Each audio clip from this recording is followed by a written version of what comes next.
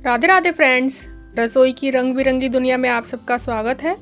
आज मैं आप लोगों के साथ शेयर करूंगी एक हलवाई स्टाइल बालूशाही की रेसिपी। इसे घर पर बनाना बहुत ही आसान है और बहुत ही कम मेहनत में यह बनकर तैयार हो जाती है। इसमें हमें बहुत ज़्यादा मेहनत करने की ज़रूरत नहीं पड़ती है, बस कुछ खास बातों का ध्यान रखना होता है। अगर आप कुछ खास बातों का ध्यान रखेंगे तो आपकी बालूशाही एकदम परफेक्ट बनकर तैयार होगी। तो चलिए आज की रेसिपी हम शुरू करते हैं। तो यहाँ पर बालूशाही बनाने के लिए मेजरमेंट के लिए मैंने एक कटोरी सेट कर ली है और इसी कटोरी से हम सारे मेजरमेंट लेंगे।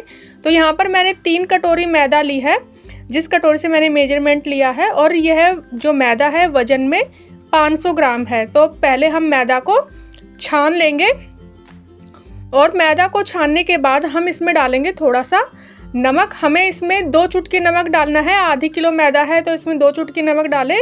नमक डालने से बालूशाही का टेस्ट बहुत ज़्यादा इन्हेंस हो जाता है। और इसमें हम 1/4 चम्मच डालेंगे बेकिंग सोडा, यानी कि खाने वाला जो मीठा सोडा होता है वो डालेंगे। इसे हम अच्छे से मिक्स कर लेंगे और इसके बाद हम इसमें डालेंगे देसी घी। तो देसी घी हमें पहले गरम कर लेना है, इसे पिघला लेना है। थोड़ा गरम देसी घी डालें इसमें। थोड़ा अभी शुरू में हम थोड़ा कम डालेंगे और अगर हमें बाद में अगर हमें ज़रूरत लगेगी तो हम इसमें थोड़ा सा और डाल लेंगे। तो यहाँ पर हमें घी कम लग रहा है तो थोड़ा सा घी हम इसमें और डाल लेते हैं। तो यहाँ पर टोटल जो घी डाला है मैंने यहाँ पर 4 से 5 चम्मच यहाँ पर घी डाला है। जो हमारा टेबल स्पून होता है, बड़ी वाली जो चम्मच होती है वो डाली है मैंने यहाँ पर 5 चम्मच। तो इसे भी हम अच्छे से मिक्स कर लेंगे और हमें इसे इस तरीके से मिक्स करना है कि मोयन जो है पूरे मैदा में अच्छे से मिक्स हो जाए। जैसे हम लड्डू बनाकर देखें तो इसका लड्डू बन जाए और जब इसे हम छोड़े हाथों से तो बिखर जाए। तो यहाँ पर हमें डालना है अब 2 चम्मच दही। तो यहाँ पर हमने क्योंकि मीठे सोडे का यूज़ किया है, बेकिंग सोडा का, तो बेकिंग सोडा जो है रिएक्ट करे, यानी कि हमारी बालूशाही अच्छी जालीदार और खस्ता होने के साथ साथ थोड़ी लेयर वाली भी बने। तो इसलिए हमें थोड़ी सी खटाई डालनी पड़ेगी। तो खटाई के लिए यहाँ पर मैंने दही डाला है। आप दही का ही यूज़ करें और अगर आप मीठा सोडा नहीं डालना चाहते हैं तो आप बेकिंग पाउडर डाल लीजिएगा और जितना आपने मीठा सोडा डाला है उसकी डबल क्वांटिटी में आपको बेकिंग पाउडर डालना पड़ेगा। तब आप दही नहीं डाल देंगे उसमें। उस केस में हमें दही बिल्कुल नहीं डालना होता है अगर हम बेकिंग पाउडर यूज़ करते हैं तो अब हम इसमें थोड़ा थोड़ा पानी डालते हुए मैदा को गूंद लेंगे। और गूंदने का जो तरीका है वो है हल्के हाथों से मिक्स करते हुए हमें इसे गूंदना है। हमें इसे बहुत ज़्यादा, जैसे हम नॉर्मल गेहूं के आटे के लिए पानी डाल कर रोटी के लिए आटा गूंदते हैं, वैसा नहीं गूंदना है। बस हमें इस मैदा को इकट्ठा करते हुए बांध लेना है बस, और कुछ नहीं करना है। बहुत ज़्यादा इसमें लोच लगाकर हमें आटा नहीं गूंदना है। तो देखिए यहाँ पर मैंने हल्के हाथों से मिक्स करते हुए इसे गूंद लिया है। अंदर से देखिए कितनी जालियाँ इसके अंदर बनी हुई है। बस हमें इसी तरीके की टेक्सचर का आटा चाहिए। तो हम इसे ढककर 15 से 20 मिनट के लिए रख देंगे। तो जब तक आटा रेस्ट करता है हमारा मैदा वाला, तब तक हम चाशनी बना लेते हैं। तो जिस मेजरमेंट से हमने मैदा का मेजरमेंट लिया था उसी कटोरी के मेजरमेंट से हमें चीनी लेनी है। तो यानी 3 कटोरी मैदा लिया है हमने, तो 3 कटोरी ही हमें चीनी लेनी है। और 3 कटोरी चीनी ली है तो उसके आधी क्वांटिटी में हमें पानी लेना है, यानी कि 1.5 कटोरी पानी लेना है यहाँ पर हमें। और चीनी का वज़न अगर देखा जाए तो लगभग 700 से 800 ग्राम चीनी यह होगी। तो यहाँ पर मैंने बर्तन को गैस पर चढ़ा दिया है। गैस की फ्लेम को अभी हमें मीडियम पे रखना है और चीनी को लगातार मिक्स करते हुए पानी के साथ पिघला लेना है। तो यहाँ पे चीनी पिघल चुकी है। तो यहाँ पे चीनी जो है थोड़ी मैली सी है। तो यहाँ पर चाशनी को साफ़ करने के लिए मैंने दूध का यूज़ किया है। हमें चाशनी को थोड़ा साफ़ करना पड़ेगा क्योंकि चीनी का जब हमने डाली तो थोड़ी मैली मैली थी। तो इस तरीके से देखिए दूध डालने पर सारा जो है झाग के रूप में मैल ऊपर आ गया है। तो इसे हमें इस तरीके से साइडों से चमचे से साइड करते हुए सारे झाग को हमें निकाल देना है। अगर आपकी चाशनी मैली ना हो, बिल्कुल ट्रांसपेरेंट दिखे, तो आपको दूध डालने की बिल्कुल भी ज़रूरत नहीं है। तो यहाँ पर चाशनी को हमें बहुत ज़्यादा नहीं पकाना है, यानी कि हमें एक तार की चाशनी नहीं बनानी है।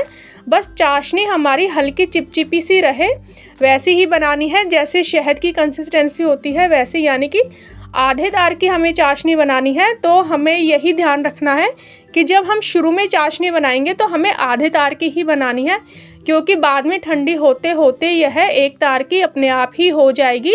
शुरू शुरू में जब हम इस तरीके से चेक करते हैं तो हमें लगता है कि भाई ये अभी आधे तार की है, लेकिन इसके लिए परफेक्ट एक तार की चाहिए। तो इसके लिए हमें क्या होता है कि आधे तार की ही बनानी होती है चाशनी, क्योंकि धीरे धीरे जब चाशनी ठंडी होगी तो गाढ़ी होती जाएगी और एक तार की कंसिस्टेंसी में वो आ जाएगी। तो देखिए मैंने आपको तार बनाकर दिखाया है, तार बन रहा है और टूट रहा है, तार बन भी रहा है और टूट रहा है। तो बस ऐसे ही टेक्सचर की हमें चाशनी बनानी है। गैस की फ्लेम को मैंने बिल्कुल ऑफ कर दिया है और इसमें हम डालेंगे थोड़ा सा फूड कलर, जिससे कि बालूशाही का कलर अच्छा आए। अगर आप इसमें कलर नहीं डालना चाहते तो आप इसको स्किप भी कर सकते हैं। और यहाँ पर हम थोड़ी सी डाल देंगे इलायची। मैंने 3 से 4 इलायचियों को यहाँ पर कूट लिया है और इसको हम साइड में रख देंगे चाशनी को। और अब हम इसमें जो हमने मैदा हमारी गूंद के रखी थी उसको चेक करेंगे। तो यहाँ पर 20 से 25 मिनट हो चुके हैं, इसमें अच्छी सी जालियाँ पड़ चुकी हैं। तो लेकिन हमारी बालूशाही और भी लेयर वाली बने, अच्छी परतों वाली बने, तो इसके लिए हमें एक काम करना होगा। हमने जो ये आटा गूंधा है उसे हाथों से ही हम फैला लेंगे। मैंने इसमें परात में ही फैला लिया है और इसके हम 4 टुकड़े करेंगे, यानी चाकू से हमें इसके 4 टुकड़े कर लेने हैं और उन टुकड़ों को एक के ऊपर एक रखना है और फिर से इसे दबाकर और फिर से हाथों से ही फैला लेना है। और इसके फिर से हमें 4 टुकड़े करने हैं और फिर एक के ऊपर एक रखकर इसे हमें दबाते हुए फैला लेना है। तो ये प्रोसेस आपको 4 बारी करना है। इससे क्या होगा कि आपकी जो बालूशाही है वो एकदम बहुत ही ज़्यादा लेयर वाली बनेगी, अंदर से बहुत ही ज़्यादा उसमें परतें बनेंगी, जाली वाली बनेगी। तो यहाँ पे देखिए मैंने सारा प्रोसेस 4 बारी कर लिया है और हमारा आटा बिल्कुल तैयार है। आटे का टेक्सचर देख लीजिए, बहुत ही ज़्यादा सॉफ्ट भी नहीं है और बहुत ज़्यादा टाइट भी नहीं है। तो अब हमें बालूशाही की शेप देनी है। तो उसके लिए जितनी हम पूरी के लिए लोई लेते हैं उतने ही साइज़ की हम इस आटे में से लोई लेंगे और इसे गोल गोल करते हुए इसे हम बालूशाही की शेप दे देंगे। और जब हम इसे गोल गोल कर लेंगे तो बीच में हमें इसे छेद कर देना है। इसमें हमें छेद इसलिए करना है जिससे कि बालूशाही अंदर से भी अच्छे से सिक जाए और बाहर से भी अच्छे से सिक जाए। अगर हम इसमें इस तरीके से छेद नहीं करेंगे तो बालूशाही जो है अंदर से थोड़ी कच्ची रह जाएगी। तो आप इस तरीके से बेलन से भी छेद कर सकते हैं और छेद जो है हमें थोड़ा बड़ा करना है क्योंकि ये मैदा है। अगर आप छोटा सा छेद करेंगे तो इसमें जो है ये वापस से सिकुड़ कर और शेप जो है उसकी सही से नहीं बन पाएगी और बालूशाही अंदर से सिक नहीं पाएगी। तो थोड़ा बड़ा छेद कीजिएगा जिससे कि वो इकट्ठी होएगी, वापस से अपनी शेप में आएगी, तो थोड़ा छेद उसमें बना रहेगा। तो अब हम यहाँ पर कढ़ाई में मैंने तेल डाल दिया है और तेल का टेम्परेचर चेक करते हैं। तो तेल का टेम्परेचर चेक करने के लिए यहाँ पर मैंने थोड़ा सा मैदा का टुकड़ा डाला है और यहाँ पर देखिए मैदा का टुकड़ा डालने पर इसमें हल्के हल्के से बबल्स उठ रहे हैं। तो बस हमें ऐसा ही टेम्परेचर रखना है बालूशाही को फ्राई करने के लिए। हमें बालूशाही को फ्राई करने के लिए तेल का टेम्परेचर बिल्कुल भी हाई नहीं होना चाहिए, बहुत ज़्यादा टेम्परेचर नहीं होना चाहिए, क्योंकि अगर टेम्परेचर थोड़ा भी ज़्यादा रहा तो बालूशाही जो है बाहर से कलर चेंज हो जाएगा और अंदर से बिल्कुल कच्ची रह जाएगी। तो देखिए मैंने बालूशाही डाली है। तो यहाँ पर बालूशाही डालने पर इसमें हल्के हल्के से बबल्स उठ रहे हैं, थोड़े थोड़े से झाग बन रहे हैं। तो बस इसी तरीके के झाग बनने चाहिए। और जब ये बालूशाही जैसे जैसे सिकती जाएंगी तो ये ऊपर तेल में तैरने लगेंगी।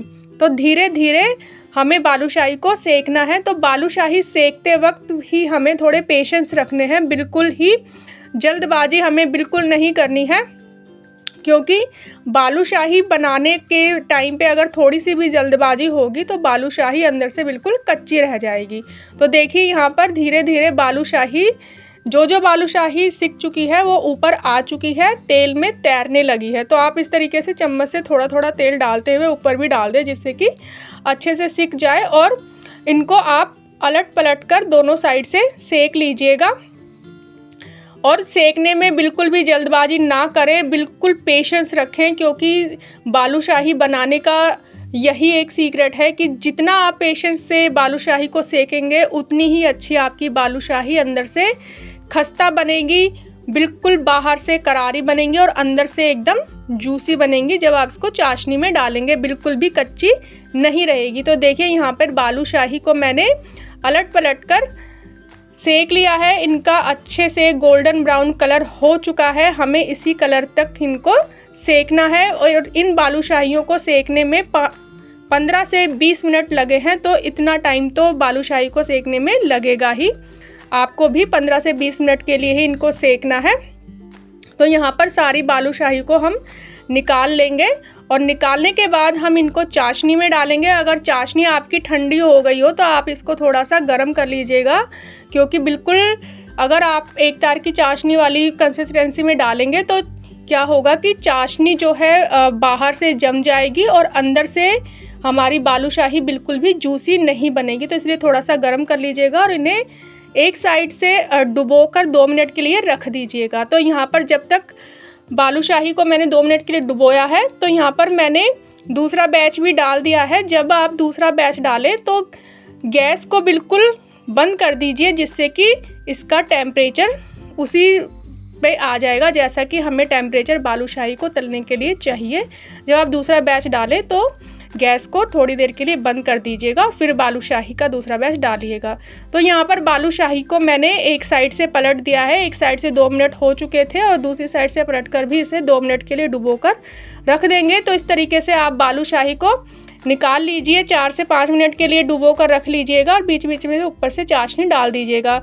तो जैसे ये दूध ढकने वाली जाली होती है या आटा छानने वाली जाली होती है, उसमें आप निकाल लीजिएगा, जिससे कि एक्स्ट्रा चाशनी निकल जाए। तो देखिए बालूशाही जो है 2 घंटे बाद मैंने चेक की है, तो अंदर से एकदम जूसी है और बाहर से एकदम क्रंची है। चाशनी हमारी बालूशाही ने अच्छे से पी ली है।